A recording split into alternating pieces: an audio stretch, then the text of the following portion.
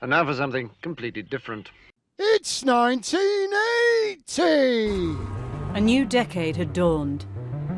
Margaret Thatcher was only a few months into her new job, and it wasn't going well. The surveyor of the Queen's pictures had just been exposed as a Russian spy, and people were stripping off on the country's first nudist beach. But on a cold Saturday night in February, the eyes of Britain were focused on a small cabaret club in Stoke-on-Trent, where two young lions were about to take the game of darts out of the barroom and into the ballroom.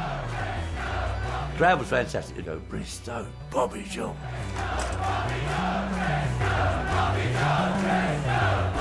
Bristow, Bobby, George, Eric Bristow, but well, that never happened in darts. It's like having a ringside seat at the Coliseum. It changed darts. The viewing figures went up. People at home realised there was a lot of skill in darts and there was good dart players out there. But they knew there was characters there. A traditional working-class pub game had become a national obsession, Eric Bristow! appealing to both genders. I love to beat any man anyway, so it doesn't really matter. And crossing the class divide. Let's have a jolly old game of darts, bing! Let's have a jolly old game of darts, bing! On its tiny scale, it is elemental, with a thrilling milieu. It's really sort of tiddlywinks in a bear pit. Double 14. Yes! And it was television that for 2 decades launched darts into our living rooms, elevating its larger-than-life players into legends and turning its commentators into household names. I'm going to enjoy this. I think you will too. This is the story of those years, the pivotal games, the people and players who transformed a pub pastime into a sporting spectacle like no other.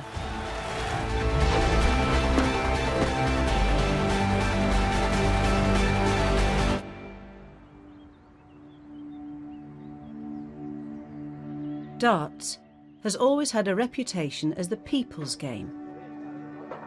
It's a working man's game. It's a poor man's game. They used to play their Jocky on. Not because they was cold in the pub, they just couldn't afford to anyone nick their coat. But as the 1970s dawned, this poor man's pursuit was beginning to take on a different image. Here in the pubs and clubs of the Rhondda Valley, there was talk of a darting prodigy who was single-handedly changing the face of the game. This eager, restless crowd has paid 50p a head to fill this cinema hall in South Wales to capacity. But they're not here to see a film, nor are they here for bingo. They've paid, quite simply, to see this man.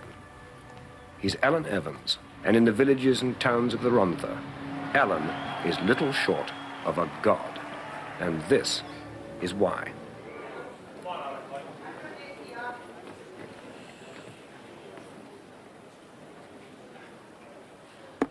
Alan Evans would say what he was going to do, and he did it. I saw him play an exhibition or a challenge match, and he said, I'm going to hit 1,280s tonight. He said, and if I do, will you all put money into these collection jars? He said, and if I don't hit 12, I'll put £50 in, which was a lot of money then.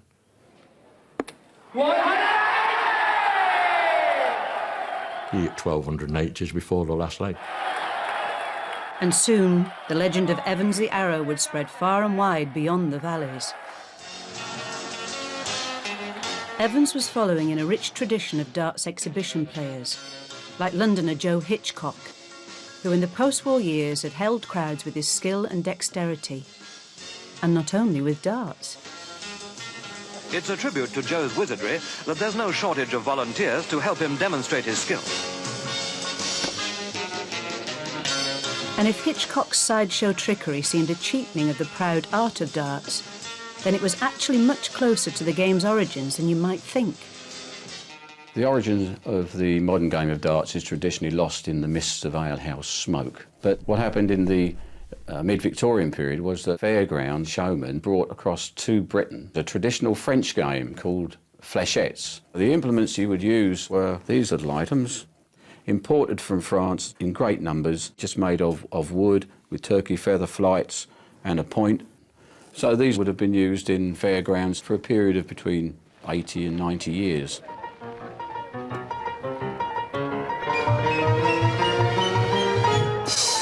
I also remember when I was a child in the 50s, going to the fairground and playing with these, and they were always known as French darts. In Joe Hitchcock's day, the highlight of each darts season was the News of the World Individual Championship, which had started modestly in 1927, but by the early 1970s was drawing in 500,000 entrants. The one to win in them days was definitely the News of the World. Best of 3, 501 from 8 foot, on a wooden board, on an elm board, which is slightly smaller than the trebles and the doubles, but on elm boards. And it's a lovely feeling to play in front of thousands and thousands of people and play darts to your ability. In April 1972, London Weekend Television's World of Sport took the bold decision to cover the grand finals of the News of the World Championship from Alexandra Palace, the first time a major darts tournament had ever been fully televised in this country. For the amateur dart thrower, this is Valhalla. And it was that 5'2" Welshman from the Rhondda, Alan Evans, in a dragon red sweatshirt and Cuban heels, who stole the show when he blitzed the reigning champion Dennis Filkins in front of 12,000 devoted fans supping cans of ale and brandishing leeks. With a record 7 million people tuning in to watch his exploits on World of Sport, Evans the Arrow now became the first hero of darts' television age. And in what was becoming an era of Welsh sporting brilliance, Alan Evans turned full professional and was soon joined at the top by his friend and fellow countryman, Leighton Rees. The guys that influenced me on the actual dartboard itself, first of all, was Alan Evans and Leighton Rees. Leighton had the best style, but Evans had the fiery will, and if he was playing today, sadly he's gone now, but if he was playing today, he'd be a force to be reckoned with. What Evans showed to both his fellow players and to darts fans was that darts was more than just a pub pastime. It was an aspirational career. I get well paid for my exhibition, so I can really allow to pay a driver every week. I like a few pints, so sometimes I have over the few. And then you've always got the breathalyzer coming into it. So some people might think it's just a show, but it's not really. I always class darts like boxing. Like normal people have got a chance to box and earn money and get out of the ghetto where they come from or the bad area where they live. Darts is exactly the same. Bristow was the cocky young hustler from North London who'd taken up arrows instead of a life of crime and believed he could conquer the world. From the outset, he had a steely resolve to win. What I loved about the darts is it's me against you, and I'm better than you, and that's the end of it. And you think you're better than me, but I'm going to prove that you're not. He'd been bred for darting glory. My dad put a dartboard in my bedroom when I was 11. The dartboard just intrigued me. Different numbers, different ways to go, and just play for hours and hours and hours. And then my fingers stick it out. And then my dad said at 14 and a half I was, he said, "You ready?" Obviously he's going to take me down the pub. He said, "I don't want you playing like that down the pub." I said, "What do you mean playing like that down, sticking your finger out?" He's a bit worried about his son having his little finger out, you know what I mean? All right. My mum quite likes it. It's like drinking a cup of tea, you know what I mean? There's thousands of people all over the world still doing it now with their fingers out. I think it's going to make them any better. Yeah, you got to be gifted, son. And his gift was put to good use down the local. I used to play for sixpence a game, tanner a game, and I played my dad first, and then somebody chalked it, and then I'd play him, and while that was going on, people coming in the pub, put an E up, a B up, and a C up, and you have a long list of names. And then I played from 12 till 2:15, and I never lost a game, and I had a pocket full of tanners. Tanners were good, but tenors were better, and wannabe professionals began to roam the country, taking on all-comers for high stakes in Super League tournaments, holiday camp competitions, and after-hours money races. It was pub in Walthamstow. We used to meet up. It was Eric. There was myself. There was all top dart players, and we used to have money races afterwards. And the money races, you just put a guy up who you thought was good, and play a game 3001. You know, I used to love it. It was a buzz. Me and my dad just went around. When I got there, a bloke says to me, "Do you want to play this guy for £1,000?" I said, "Well, you got £1,000 on us." You know what I mean? He said, "Well, we'll put the money up." And these blokes, they said, "If you beat him, we'll give you £500." I said, "Fair enough." Well, they had £2,000 side bets on it. Even professionals like Alan Evans and Leighton Rees wanted a piece of the action. My introduction to the big league, if you like, was playing for Leighton Rees at Mardy Workmen's Hall. As much as £4,000 we were playing for. Not our money, the punters' money. They would queue, make 2 queues, and they'd put money on me, and if the book was full on me, they'd jump over and have a bet on the other side. That's how it all started. All this might suggest arrow slingers wandering from pub to pub in a lawless world of darts. But these shootouts were taking place in the most regulated period the game had ever seen.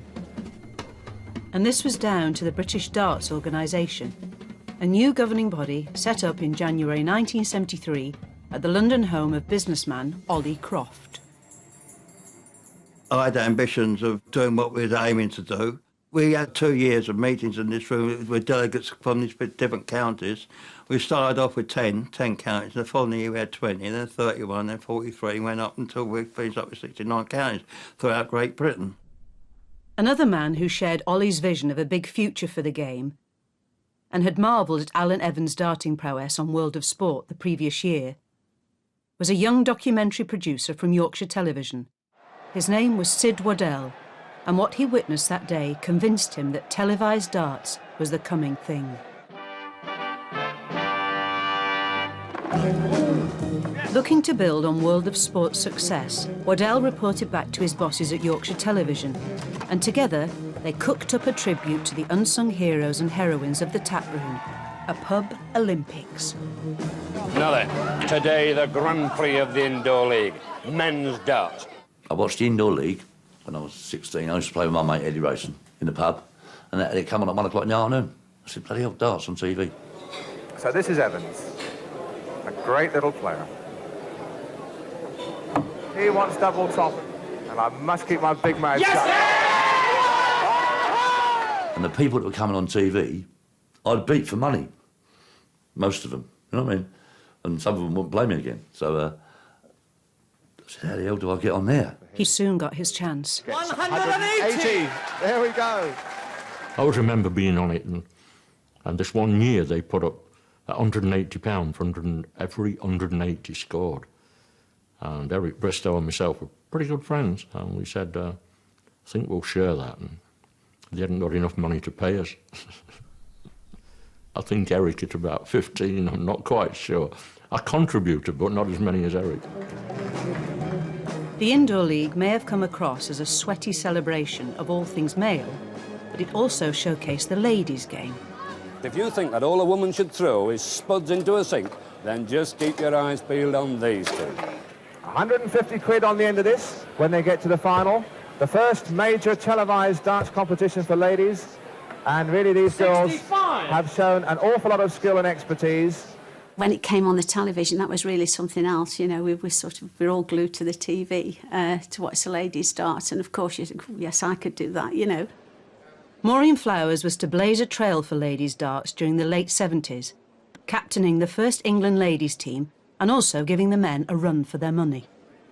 I could hold my own with a good man play. And to actually beat the professionals was wonderful, absolutely wonderful. I love to beat any man anyway. She beat loads of them. She was that good. She used to beat all these top players abroad and that. All the men respected her. You know, I mean, you didn't want to play Maureen.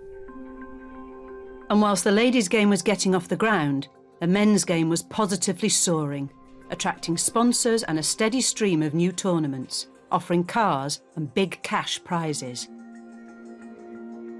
Televised darts still posed the eternal question, was this a sport or a spectacle? But in 1977, one BBC Sport producer realised that all it needed was the proper treatment. The snooker had started to take off, and the controller, Aubrey Singer, said to me almost as a joke, "You haven't got another sport like that, have you think could do well?" And I said, "Yes, the darts."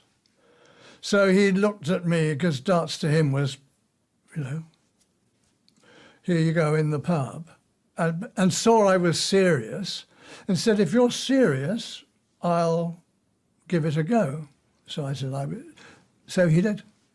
And I rang Ollie Croft up and said, "Have you got a world championship?" And he said, "No." I said, "Well, you have now, because BBC Two will cover it." And we worked on it from there. The first Embassy World Darts Championship kicked off on the 6th of February 1978 from the heart of the Midlands nightclub in Nottingham. The winner stood to net £3,000.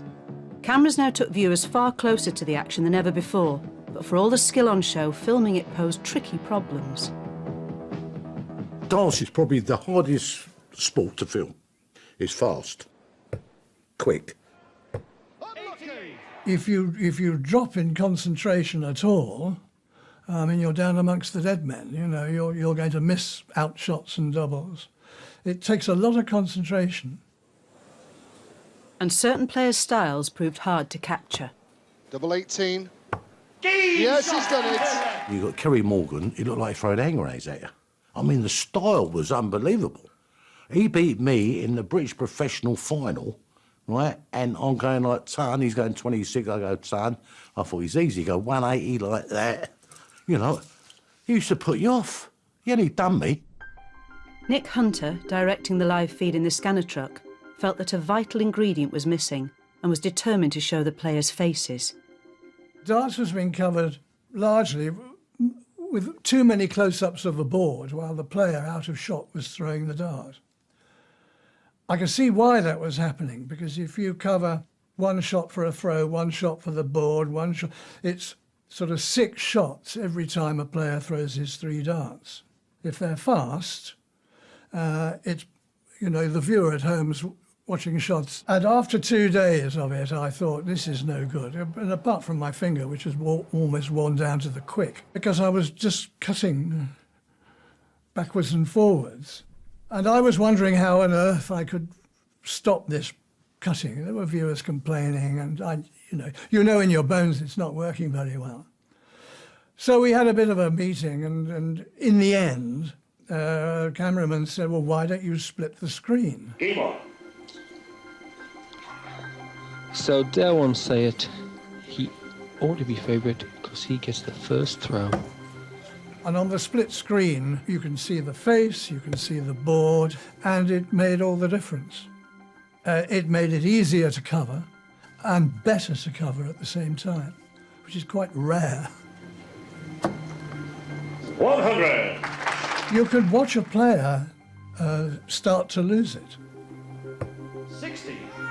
Or the opposite, if you like. You could watch a player gradually realising he's getting in control of the match. And that's a precious part of that split screen.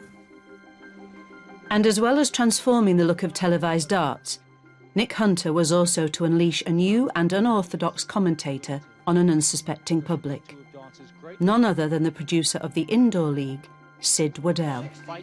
His enthusiasm and his knowledge of the game shone through, and I gave him a go. But a right hole in it left himself a double.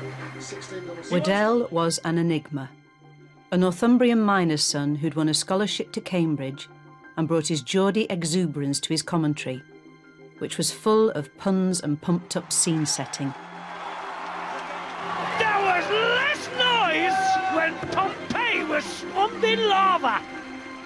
His legendary one-liners would endear him to darts fans and players alike. He dug deep into it. He just didn't come along and just commentate. He felt for you. Earning him the sobriquet, the voice of darts. The atmosphere across between the Munich Beer Festival and the Colosseum when the Christians were on the menu. Sid needed a bit of controlling, really. He'd come out with the odd remark which would shiver me timbers, and I'd have to go out and have a word with him. And we had a battle or two. I think we were both right, really. He wanted to lighten it up and do it his way, and I didn't want him charging around like a bull in a china shop. With 2.7 million people tuning in to see Leighton Rees beat John Lowe in the final, split-screen darts and Sid Waddell's colourful Geordie lip had proved a hit combo. Double Tops to take the world's major prize.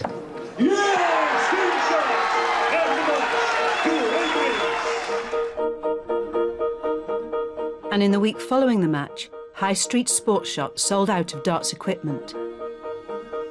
The following year saw Lowe and Rees reach the final again, but this time it was Lowe who triumphed. Savouring the moment. Double 10. Yes! Game shot! The grin of the champion. The new champion being congratulated by the... To win the Embassy was quite phenomenal, to be quite honest.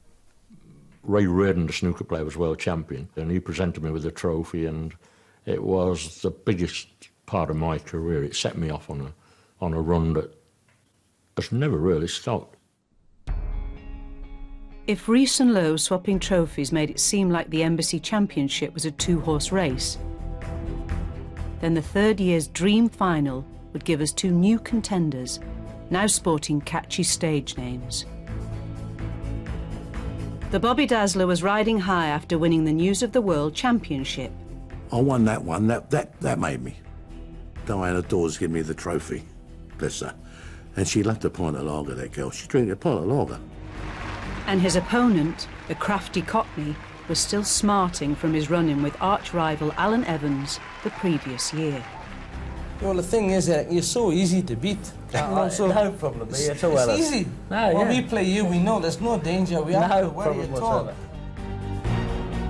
The showdown at Jolly's Cabaret Club will be just the ticket for the telly.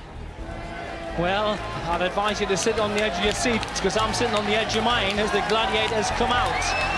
And don't blink. Don't even blink, because I think these two will go off like guided missiles. You can see the difference between the two world finals before, and then it's all of a sudden you had the two gobs in the final. There were the glittery shirts, which I took from the ice skaters, because I thought it would make the game more theatrical and people would watch it. Welcome back on stage, Bobby Jones. The other contender in these finals, Eric Bristow. We got the audience more involved. I was sort of like the good-looking one, and Eric was the ugly one. And he was mouthy and all that, but that's the way he was. If he didn't mouth off, he couldn't play. 4-3 up and 1-0. Yeah, up there when you hit the double. We started all that. We always to wind each other in all the time, you know what I mean? Yeah, but he had B and a G there, and I said, big girl, I'll put another B on the back, big girl's blouse. They was booing Eric at one time, really bad, and I said, no, come on. You know, if I'd known what he was going to turn out, I should have been come on more, you know, but there you are. But for all the posturing and posing, there was still a game of darts to be played. Double 18, fantastic! Double 14. Yes! 2-1! The first half was my half, and I should have kept that up. It was a close game all the way through. It wasn't one-sided. Yes! Bristow 2, Bobby George 0. In the 7th set. He's going some now as Bristow. 180! What they came to see. Bobby George fighting for his life here at Jolly's Club. After 2 hours, the match was delicately poised. Bobby needed a leg to tie the match. Eric needed it for the championship. If that man in red gets this set, he's the new champion. Get him on, ladies and gentlemen, please. It was a good game. It was like most of the sets went to 3-2. He played well. We both knew each other for a long time. I mean, I used to play pairs with him when I was like 16. So it's not as if we didn't know each other's game inside out.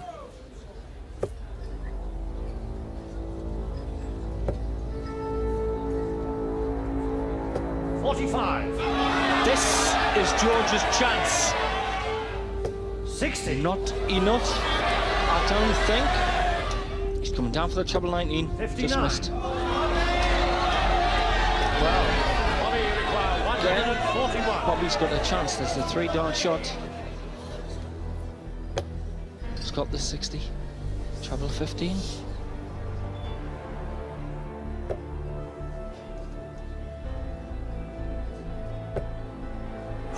Lovely shot. 23. Treble 16 left me 2 9s.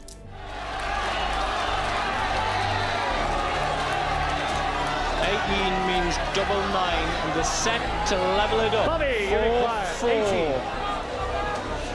Best of order, please. So he got his shot, and he went big 9. It was a proper 9, it was there. And then he went for single 1. So in my mind, I said, whatever you do, don't hit the 20. Nice. Oh, good one. 1. Bang, straight in the middle. Score. That says it all. He's behind me, must have laughed his head off, he would. He got double top left, hasn't he?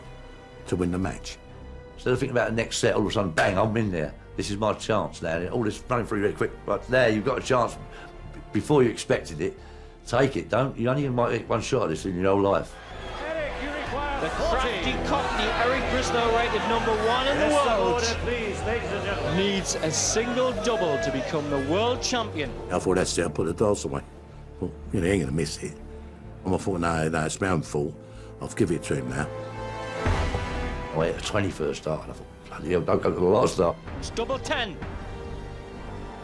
Eric Bristow from Stoke Newington becomes the 1980 Embassy Professional Champion of the World. Yeah, all them years and years of practice, just worth it. Then won it. Best double 10 I ever hit. More than 8 million had tuned in to watch the unfolding drama. The TV close-up had come into its own, and the game was on the crest of a wave. But it wasn't the first time the country had gone darts mad.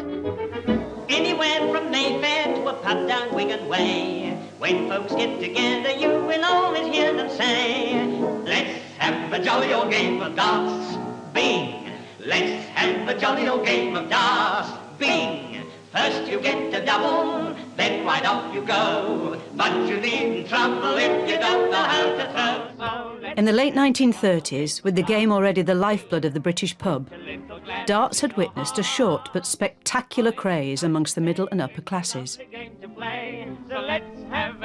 It peaked in December 1937, when the King and Queen paid a visit to Slough Trading Estate, where they took in a darts demonstration. The Queen asked if she could have a go and stepped regally onto the Jocky. She scored a total of 21. The King felt confident. Single 7, single 3, single 9. He announced his wife the winner, whereupon she smiled and declared darts a very sporty game. This royal endorsement seemed to suggest that darts was for everyone. It became a cosmopolitan fad, with soirees of darts and dancing, and even dart saloons, where you'd be given instruction and have your arrows retrieved by a darting attendant. Increased mobility meant that some of the bright young things were able to travel out to countryside pubs. They would invade the public bar and play the locals at the game of darts and find it fascinating. Put a little gladness in your hearts. Yesterday at tea, Crosby said to me, let's have a jolly old game of darts. Bing! And 50 years on, this jolly old game still seemed to be a bit of amusing working-class whimsy to the upper echelons. Someone who's being pushed around in most of the papers today, it seems, is Prince Edward. He's really got front-page treatment, hasn't he, for allegedly interrupting a darts match in a pub in Cambridge. Yes, there was the poor chap in with 5 friends in a pub, and clearly they interrupted a very serious darts match. And we all know how important those events are. Thank you for mentioning darts. Jonathan Miller here wants to say something about darts. Don't ask me what. Well, What do you want to say about darts? Well, in fact, I have no remark to make about darts as such. It doesn't really interest me. But the thing that fascinates me is the presentation of darts on television. It's that split screen which you get, which reveals something very fascinating about human behaviour. Have you noticed that when the act of concentration is at its highest, there are very strange and irrelevant movements of the mouth and face, which are absolutely characteristic of each person? 45. The TV cameras had now put the darts player's lifestyle under close scrutiny. Television can make you or break you, really. Especially the close-ups. And all the pints and pot-bellied polyester were easy pickings for a new wave of comedy talent. Game on. So it's Fat-Belly to go first. Right, it's a good start. Double vodka. Single pint. They'd done that sketch just after the final of 1980. And Eric was like an hat pin with a dart. He was right thin, wasn't he? I had a really good physique, so there was no fat on me, and there was no fat on Eric. But because Leighton Rees was, say, chubby and Jocky, they picked that. That's the sort of image that they tried to give it. They took the piss out of the game, but I think it backfired on, personally. I thought it was humorous, and it was wrong, because we're not all like that. It wasn't just the sketch shows that irritated the leading players. I think Leighton Rees is well on the way to another record. That's his 5th point already. The TV took the mickey out of us. They didn't really look after us then. You used to have bad shots on the TV of somebody having a pint and closing in on it. And really, they didn't have a lot of respect for us, looking back on it. Well, we knew that then. They made no secret of what they were doing in between throwing darts or at the end of a leg. So, I mean, you could see it happening. I mean, you don't avoid the shot. I mean, you avoid the close-ups, perhaps, but you can't pretend it's not happening. The image that TV projected of these outsized characters, together with the brash spectacle of the game, was a great stimulus to one of the decade's leading novelists. I'd watched a great deal of it on TV, and we're talking about an era, perhaps early 80s, where, you know, it was a very mercurial atmosphere at these events, where Eric Bristow, who's the biggest sort of rabble-rouser of them all, marvellously sort of arrogant. Double 8 for the set. Game set in the 4th set to Eric Bristow. If the crowd was having a go at him, he would stand waiting to throw, and he would detach his underpants from his bum crack, basically, in a quite a vivid and energetic gesture, which was showing what he thought of the audience, and then the temperature would go up again. Once you've seen Eric, you didn't forget him, did you? You know, I mean, he was that kind of a person. They'd be booing him and he'd be going, come on, I can't hear you, you know, and they'd go crazy. He just loved it. He loved people having a go at him. Maureen and Eric were now an item. The king of arrows had met his queen of darts. It was like Burton and Taylor going out, you know. Oh dear, they were the stars of the time. It's barracking, all right.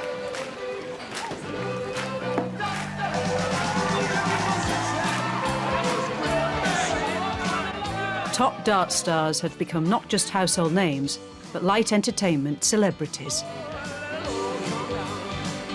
I want him to put his head next to the dartboard and I want to throw 6 darts. If we were going to have a game, we could pay for a bit of stakes, you know? Well, that'd be handy, yeah. How much you want to lose? They even made it onto Top of the Pops. Yes, that's darter Jocky Wilson, beaming out from the screen as Dexys Midnight Runners belt out their homage to soul singer Jackie Wilson.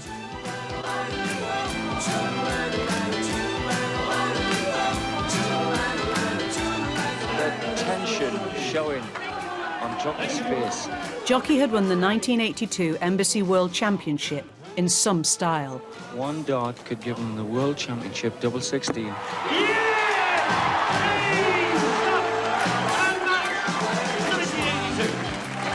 They'll be singing, they'll be howling, flinging, batting for this lad.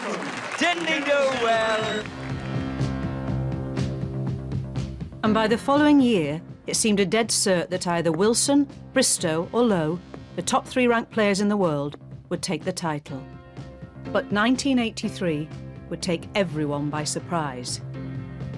In my opinion, the greatest game I've ever seen, without a shadow of a doubt. Eric Bristow and Keith Deller. It was magic, absolute magic.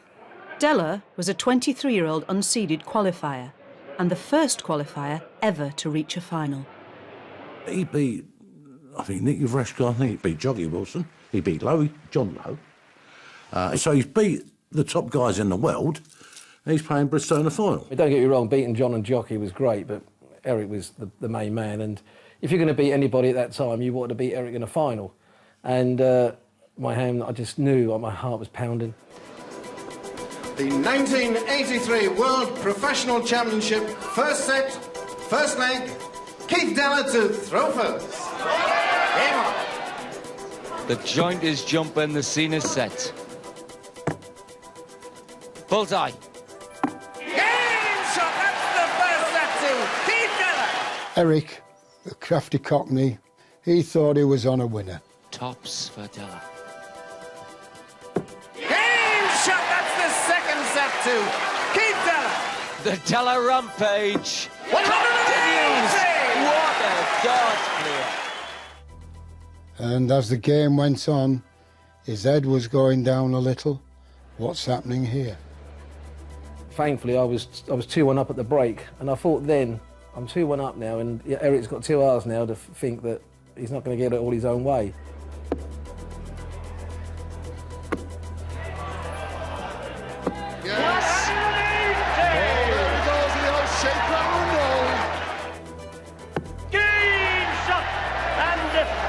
A salute to Eric Bristow. I thought I got him because he had 7 darts at a double to beat me earlier on. 64 to be champion of the world. The 64 that I missed, I could feel my lip, my hand was starting to shake a little bit. Double 16 for the title.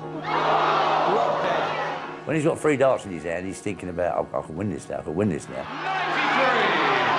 93. Double 9 for the world title. 1. Double 4 for the title. The 2 on double 2 were right on the wire. For the title, double 2.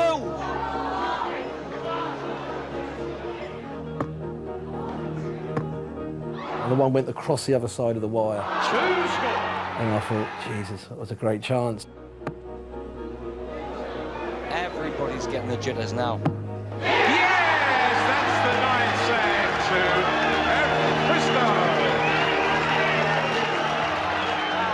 And then Eric went, like that, laughing, just to sort of get in my head a little bit. And the next set, I didn't even see it. I lost 3-0 because I was still annoyed. Top, yes! Goes in! That's the 10th set to Eric Bristow. Doing a Mick Jagger on the stage. And then I lost the first leg with my darts in the deciding set. And I just said to myself, right, you've done so well, just give it a go. Keith requires 68.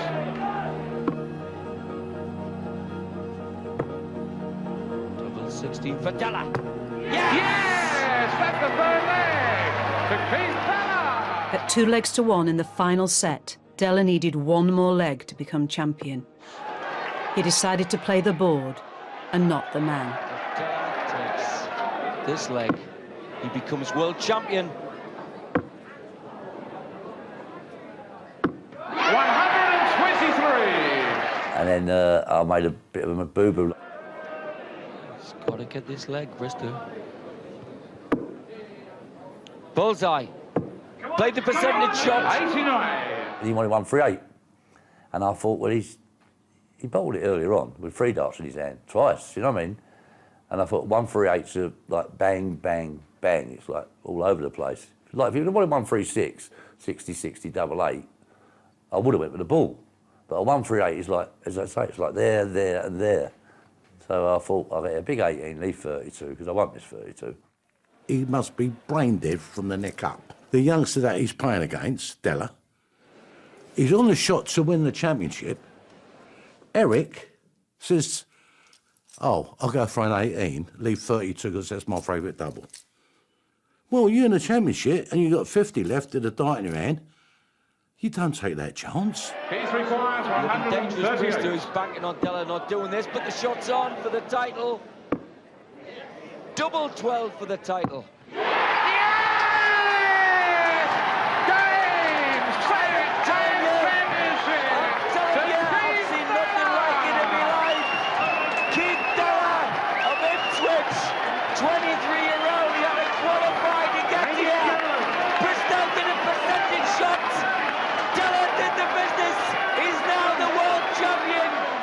And he went out on 138 when Bristow had more or less told everybody that he didn't have a chance. He went and did it. Basic. But you see, terrific, isn't it? Isn't that a great bit of sport, really? The viewers would be back for more the following year, wouldn't they, after that? With over 9 million television viewers, darts was a ratings sensation, and Della got a whiff of the big time. He took off on a victory tour of the country with his manager, who believed that his young star had limitless marketing potential. He could advertise anything from Johnson's berry powder to cocaine, but, you know, we're talking about that kind of range, you know, all over. Clothes? Clothes, sports equipment, food, soft drinks, breweries, anything. And the trappings of fame brought him a new legion of followers. Darts groupies are a new phenomenon in a sport where a man's prowess has usually been measured by the girth of his beer belly. Although it's probably heresy, Keith doesn't seem to mind the attention he's getting from women fans. I just hope that Keith doesn't get big and fat with a because you know you're so lovely, and I've watched them over the year. You know, getting bigger, these guys who play darts. I'll keep an eye on you, I think. One darts fan who had been keenly watching Della's rise was Martin Amis. It's the drastic elevation into darts superstardom that made him come alive for me. And he says, I can handle it, you know, publicity, fame, I can handle it. Amis was already drafting his new novel, London Fields, which was to explore the delirium of darts, as he put it. And in preparation, he hung out with Della, half expecting him to be sozzled in some roadhouse, smothered in tattoos and darts mags. I met Martin in Enfield. It was in a wine bar. My wife Kim and I, and he walked in. He said, "What would you like to drink?" I said, "Can I have a sparkling water, please?" He had a pint or half a lager, and in them days you could smoke in the restaurants, and he had a roll-up. And he said, "I can't work this one out." He said, "There's you, Slim," he said, "and drinking mineral water. There's me with a fag on." You know, he said, "There's a wrong way round here." Amis was to incorporate Keith's name and fame into his story of a young qualifier's rise to darting stardom. But his character, Keith Talent, owed as much to the author's own experience of the game. A casual darter or arrow man all his life, right back to the bald board on the kitchen door. Keith had recently got serious. He'd always thrown for his pub, of course, and followed the sport. You could almost hear angels singing when, on those special nights, 3 or 4 times a week, Keith laid out the cigarettes on the arm of the couch and prepared to watch darts on television. But now he had designs on the other side of the screen. And it was television, which had elevated the game and remained its lifeline, that now became the architect of its downfall. LWT had already dropped World of Sport, and by 1988, the director of programmes, Greg Dyke, decided to pull out of darts altogether, citing dwindling audience figures. The onus was now on BBC Two and its new controller, Alan Yentob. What I would like him to assure the darts public is that they're not being marked down as unfashionable. I have a schedule to fill, and I have to accommodate the other interests as well. So all I'd say to you is that be grateful that I'm not Greg Dyke, yes. and I will do my best. And don't imagine that I'm not interested in the broader responsibilities of running a channel and not simply in just putting on what I want. A drop in TV coverage would mean a drop in prize money and far less exposure. But for Eric Bristow, there were more serious worries. He had been diagnosed with a debilitating condition called dartitis. Dartitis is when you go up there, you go to throw a dart, and you pull it back like that. So you're just going like that, you go like that, and you lock. It locks, and you give it all this. I used to sort of count how long it took for him to let his darts go, how many seconds it took to actually let his darts go. It was strange, it was a shame. Usually, the problem has been letting it go, and if you watch it there, if you watched it years ago, it was a lot more fluent. Well, with the magic of our VT department, we can do that. You haven't seen it yet, but this is you in 1985 on the left and today on the right. And just watch how quickly you release this first arrow. We've timed it. We think you're about almost a second and a half slower. There it's gone the first time in 1985. Is there a doubt? Something crops into the back of your mind? There's no doubt. All I want to do is let the bloody thing go, and it's just stuck in my hand. Well, what can you do? I saw shrinks and everything. You try anything. I tried fly fishing, because I thought that's an armed sport. It's in the grey matter, mate. Trying to be perfect, too perfect. Should have just let it go as it was. It was going nicely. You wanted to be better than what you are. Maureen came up with a plan to help Eric combat his condition. I said we should try and sponsor someone who's local so as he could practice with him. And hopefully then it would get Eric back to how he was. Maureen's idea, but in the end, it was Maureen's idea. I started practising with people in the pub, and I played 4 hours in the afternoon and 4 hours at night to try and get rid of it. And there was one local lad who fancied his chances at Eric and Maureen's pub, the Crafty Cockney. Me and Yvonne went up the Crafty Cockney. I said, let's have a look, see what it's like, because we've never been in. And as it happened, Maureen and Eric were doing a little bit of an exhibition on stage against all comers, and just watched them. I remember saying to Yvonne, I said, I could beat them. And that's how we started. Phil said, I'll play with you. I said, yeah, I've heard it all before. So he'd turn up in the afternoon, 4 hours, up in the night, 4 hours. He was there every day. And Maureen liked that, because it was getting me into darts again and trying to get out of it, because she knew what I was going through. It gave him a new lease of life. He was loving it. It was something, it was like a hobby for him. But the hobby became a business venture. In Taylor, Bristow recognised a hunger for success and an iron will to win, and he decided to take Taylor on as his protégé, sponsoring him for £9,000. The condition with Eric was that I paid him back. So he would walk in a room. Even now, if I was sitting down in a room and he walked in, I'd get up and start practising. Because he would tell me off. He'd say, what are you doing sitting down talking to them? He says, well, they're not your friends. He'd say, you owe me 6,000, he knew every penny, £6,245.50, and you're sitting down talking, get on that practice board. I was thinking, I'm going to pay him back, I am, I'm telling you. He'd ring me up, say, I've done really well in this tournament, I got beat in the final. I said, ring me up when you won, and I put the phone down and win. I'd say, I lost in the final. I'd say, well, ring me when you win then. Bang. That's the way I was, don't tell me you're going to runner up. It's no good. Anyway, it toughened him up. It had been 10 years since Bristow's reign began, and even hampered by dartitis, he was still at the top of the game. But there was now a new pretender waiting in the wings. Eric had rang me and said, you've qualified for the World Championships. In your last place to get in. I think I was 32nd to get in.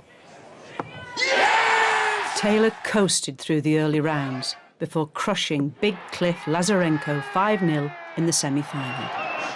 I remember coming off stage, beating Cliff, going into the toilets, crying my eyes out. Eric come in, shut the door, come in. He's crying. We're both crying in the toilet, right? Got the door locked. And I looked at each other. I said, do you know when? He went, yeah. I said, well, what are we crying for then? He went, I don't know. And he won't admit it, but it's true. The big softy. We drew each other in the final. He's laid at me, he's taught me, he's sponsored me. Taught him too much. Well, that might be the danger. Can the pupil beat the master? I'm looking forward to it. It's been his little dream, Eric's dream as well as mine. That's right. But tomorrow is his nightmare. It won't be. But I did have that little thing in the back of my mind thinking, right, you, all them phone calls, all that time you told me I owe you money, I'm going to get you now. Thank you, ladies and gentlemen. The 1990 Embassy Final, First set, first leg. Game on. The unique Bristow stance, like a praying mantis.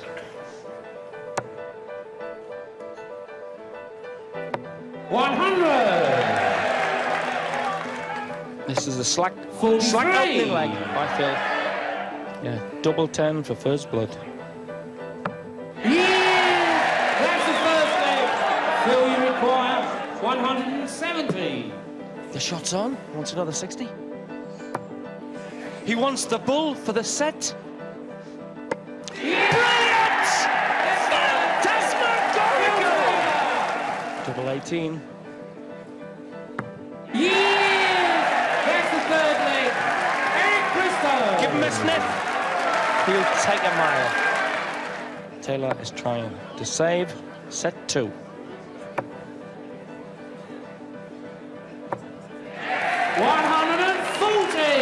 Double 16. That's the second set. Eric Bristow. One set each. The final cooking up well. For 2 sets, Bristow remained in the hunt. But then Taylor unleashed his now legendary power. Nice stay there. He wants tops for the set. 180. Pixie's times, Taylor. Given Eric Payne. Phil Taylor. Bristow's won this trophy 5 times. What must be going on in Eric's brain here? Double 16. 32. That's been the story of this match. Double top for the title. Double 10. Oh, the pressure is there. Had his chance. Double 16.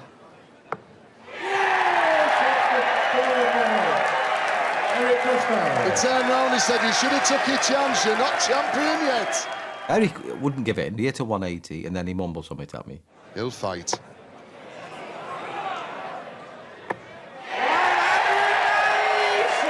Yes, still smiling.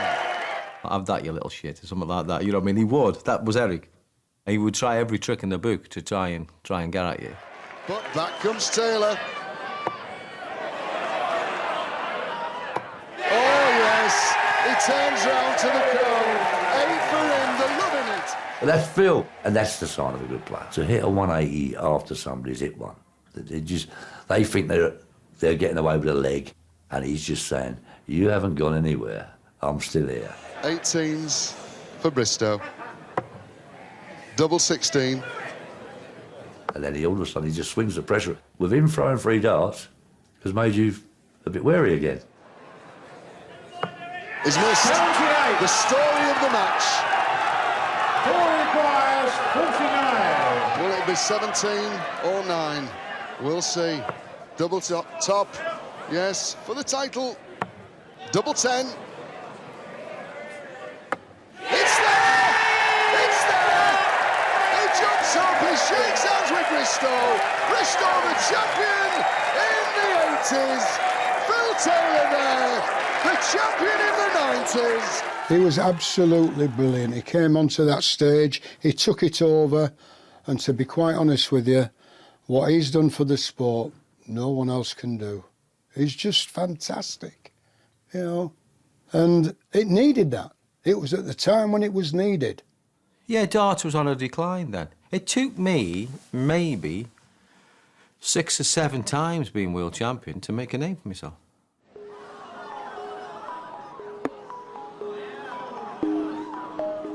Taylor's rise had taken place against a backdrop of mounting unrest in the game. For the top players, dismayed by the drop-off in TV coverage and prize money and less exposure, it was the British Darts Organisation who were to blame. We had a meeting with the BDO and they sent me in as a spokesman for the dart players. And I went in there from representing them and I said to Ollie, we've got 3 questions. First of all, I said, can you guarantee us more than 1 tournament a year on TV? He said no. I said, second one, would you mind if we run our own tournaments? Sky wanted to come in and we had contacts to run a tournament. And he said yes. And then my last question was, OK, if we did run our own tournament, what would happen? And he said, we'll ban you. So I said, thank you very much. That was the end of the meeting. Well, if ITV and BBC were dropping it, there's nothing I could do except settle back. And these things don't happen overnight. You've got to plan it and work through it. But they weren't prepared to wait on that one. But I couldn't guarantee anything. I can't guarantee them at TV, and there's a TV guarantee it to us. That was it. It was like a standoff. In our eyes, they weren't trying. You know, you've got to set the right people on. Ollie Crofted had it great. Ollie was great, don't get me wrong, but he wasn't the right man then. We needed, you know, professional people go out there and try and find it. The band Players, 16 rebels, struck out, and in 1992 formed a breakaway organisation eventually called the Professional Darts Corporation. Since then, these two bodies, the BDO and the PDC, have coexisted, mounting their own rival world championships.